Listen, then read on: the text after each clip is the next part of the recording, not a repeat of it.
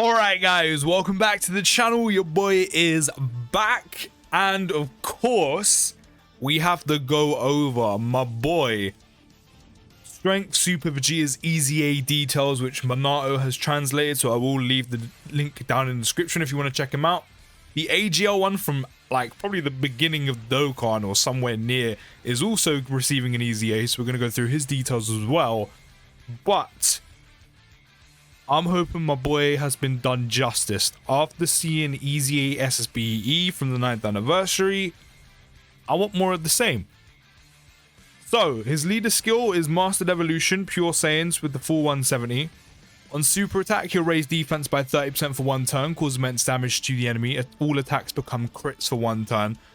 Having that, even when he first released, such a good thing. It means he's always doing big damage. It means even being type neutral, and especially type disadvantage, he's always going to be doing damage regardless. And especially now that, of course, his stats are going to be updated. He now starts with Ki +2, attack and defense plus 200%. He guards all attacks for 5 turns from first appearance. Already that's great, because of course one of the main things Vegeta had was he needs to be hit and then super to get the most amount of attack and defense he can. So at least now with guard, even if only for 5 turns, which I say only, 5 turns is a good amount of time, especially with the amount of damage he can do and will be doing once he EZAs as well, that guaranteed crit on super. You can now get the extra attack and defense without having too much risk that he had before. So I like that he has guard. He gets an additional attack and defense plus 100% when performing a super attack, so his numbers are going to jump up. Then gains an additional attack and defense plus 50% up to 100% with each super attack performed. That's also quite nice. He then also gains an additional attack and defense plus 50% within the same turn after receiving an attack, and this is what this guard for 5 turns is going to make easier to get off now, rather than taking a ton of damage on normals, or maybe even, you know, having the massive risk of being super attacked and dying or taking too much damage. He then gains an additional attack and defense plus 50%, guards all attacks, and launches an additional super attack within the same turn after receiving an attack when there's an enemy whose name includes Cell. Now, I remember him having like the Cell kind of conditional things. It's not too bad that you can't get it. I'm not gonna lie, the guaranteed guard is a massive like thing to miss out on. But guard for 5 turns is still good regardless, because you can then just slide him into slot 2 and then let him, you know, go there from the time being rather than being slot 1. The thing that bugs me the most, even though missing out on guaranteed guard is huge, especially once this one's gone, is the additional. It's guaranteed. They could have gave him a chance of an additional super because of this. Like, he only needs to super attack twice, but they could have gave him like a 30 or even a 50, just so there's a chance to get this, so you don't actually need dupes in order to get the extra 50% attack and defense to get the full 100. Like, it's not going to make a big night and day difference, but I thought like an additional that wasn't attached to a condition would have been nice, considering this one's guaranteed, but you have to be facing a Cell enemy, which I'm pretty sure Cell Max isn't included in that. And then he also stuns enemies attacked by the character super attack, which you're only going to be able to take advantage in a handful of scenarios. In terms of his details, he's good. He's going to be very strong. He's going to do a ton of damage. The guaranteed crit, of course, as I said, the amount of damage he can do to enemies is dumb. I feel like this maybe could have been more, but the guard is a great addition. 5 turns is very good. Good for short content. Helps out for longer content. Hopefully you do enough damage to where this running out wouldn't be a problem. Defensively, he's going to have good defense. And then having the defense he's going to have with guard for 5 turns as well. He's going to be very strong defensively. I said he's going to do a ton of damage. I just think there should have been a non-conditional additional.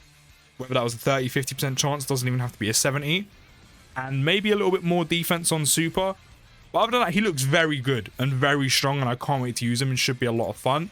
And then this is the Super Vegeta, which is also getting an EZA as well, which he will cause supreme damage, shield enemy super attack, raise attack for 9 turns. Damn. Starts the turn with attack and defense plus 150, then gains an additional attack and defense plus 100% on super attack, and if HP is 50% or below, performs a guaranteed crit, which is nice. He also launches an additional attack, which has a 70% chance of becoming a super attack, which is also quite nice when you can, you know, get an extra attack buff for the turn. He also reduces damage received by 30% reduces damage received by an additional 20% when HP is 70% or below at the start of turn. So that's not actually too difficult to get to. So immediately, if you take a little bit of damage, you have 50% damage reduction, which is nice. He also reduces damage received by an additional 20% when HP is 50% or below. That takes you to 90. No, it definitely doesn't. This is 50. Add 20. This is 70%. So you have 70% damage reduction at 50% HP or below. Then he gets another additional damage reduction of 20% when HP is 30% or below. So if you're almost dead, this Super Vegeta will have almost 100% damage reduction. He will have 90% damage reduction. Once you get this AGL Super Vegeta down to 30% HP or less, he will have 90% damage reduction, which is stupid. All allies will gain Ki plus 1 attack and defense plus 25%, and AGL strength or Fizz type allies will gain Ki plus 2 and attack and defense plus 25% in addition, and he also weakens regeneration as well. But having almost full-blown damage reduction is kind of crazy. I'll be really intrigued to see how he performs in difficult content. Like, he doesn't need to be insane in like the most difficult event that the 9th anniversary introduced, but I'll be really intrigued to see how he does in difficult content with that much damage reduction, even though of course it is very conditional of getting him down to pretty much almost being dead, but just for shits and giggles. But in terms of strength Super Vegeta, he looks good. He looks very strong. I feel like maybe they could have like gave him a little bit more. So the main thing I would have wanted was like a non-conditional additional. But I said he looks very strong. He's going to be doing great damage, especially that built-in crit defensively. He looks good. The guard was a great addition as well. He looks very strong. But this guy, I'm very curious to see how he performs, considering he's a side EZA. Also, SSJ3 Goku Super EZA did drop today, which I'm literally grinding as we speak while doing this video. So once he is done, I will upload a video on him testing him out. But let me know your thoughts on the EZAs down in the comments, and SSJ3 Goku if you have EZA'd him already. I'll see you in the next video, guys. It's good to be back, and peace.